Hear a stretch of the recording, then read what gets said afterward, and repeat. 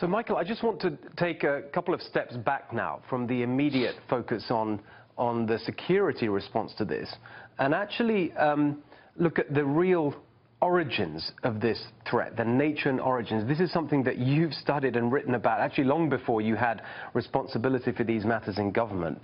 You wrote a book about this many years ago, Celsius 77. I just want you to explain to our viewers, as simply as you can, the real historical origin of this thing that we keep talking about, which is the Islamist ideology. They hear that phrase and they perhaps don't know exactly what it is and where it comes from. And in fact, some people might misinterpret that as meaning that we're just talking about Islam. What is this Islamist ideology? When did it start? Where did it come from? Absolutely, Steve. You are 100% right that we need to be clear that we're fighting an ideology, not a religion. There are some people who say that this violence has absolutely nothing to do with Islam.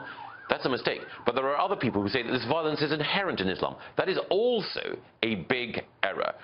Islamist ideology is to Islam as communism was to socialism, or as fascism was to nationalism. It takes a noble ideal. Socialism is a noble ideal of sharing, nationalism a noble ideal of patriotism, and Islam is a noble faith that sustains and inspires billions globally to acts of charity. But what Islamism does is that it turns that generosity into resentment. And Islamism says it's not enough simply that faith should be a private thing and that it should be a way of inspiring charity. Islamism says that it's a responsibility of Muslims to create an Islamic State with very, very strict Sharia law and to fight against those who are unbelievers in order to advance that goal. And the creation of an Islamic State, whether it's the caliphate that currently straddles Syria and Iraq, or something altogether more ambitious, is what drives Islamists. It's what drove Osama bin Laden, Abu Bakr al-Baghdadi, and the guys who are responsible for the atrocities that we see. And it's futile to think that they're driven by distaste for this or that president or this or that foreign policy. What they're driven by is a deep, dark hatred of the West, of liberalism, of Christianity and Judaism, and the way to defeat it is to be clear that the ideologues behind it, people like Sayyid Qutb and Hassan al-Banna, who were the Egyptians who helped form and develop the Muslim Brotherhood, and people like Maulana Maududi, a Pakistani thinker who set up a Jamaati group, which is in essence the Muslim Brotherhood in South Asia. We need to study their writings and counter the organizations that operate in their name. So you mentioned a few of the people who've been really driving this ideology. Let's just really unpack that a bit. When can we trace it back to? How long has this really, this force, this very violent and destructive negative force, as you describe it, how long has it been around? Is there a point where we can say this is the person that started it? There have been currents within Islam that have been violent and austere and extreme in the past, including the Wahhabi movement, which obviously has stood behind the Saudi monarchy. But Islamism, as we currently witness it, is essentially a 20th century phenomenon. It was a reaction to what was seen as Islam's decline.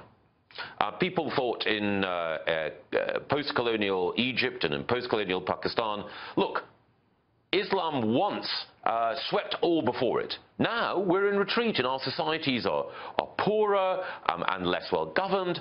Why is it that when we were in receipt of what should have been the final and perfect revelation, when we should really be the chosen people, that things are so wrong in the Muslim world? And the conclusion that they came to in the 30s, 40s, 50s and 60s is that Muslim leaders had been insufficiently pious, Islamic, austere, indeed insufficiently extreme.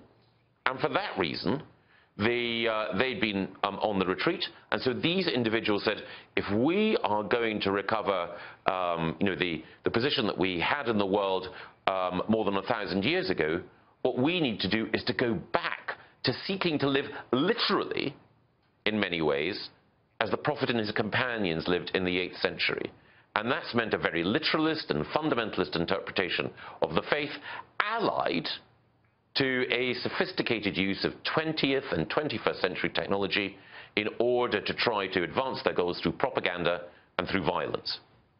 Michael, thank you so much for that. I thought that was just an incredibly helpful explanation that puts this in its context, that this goes back now nearly a century. This is not something that's just happened because we invaded Iraq, whatever you think about that. This has been going on now for many, many decades. I really appreciate you explaining that to us. If people want to understand it more deeply, and I think everyone should try and make that effort, your book is a great place to start. Thank you so much for joining us. Thank you, Steve. Thank you.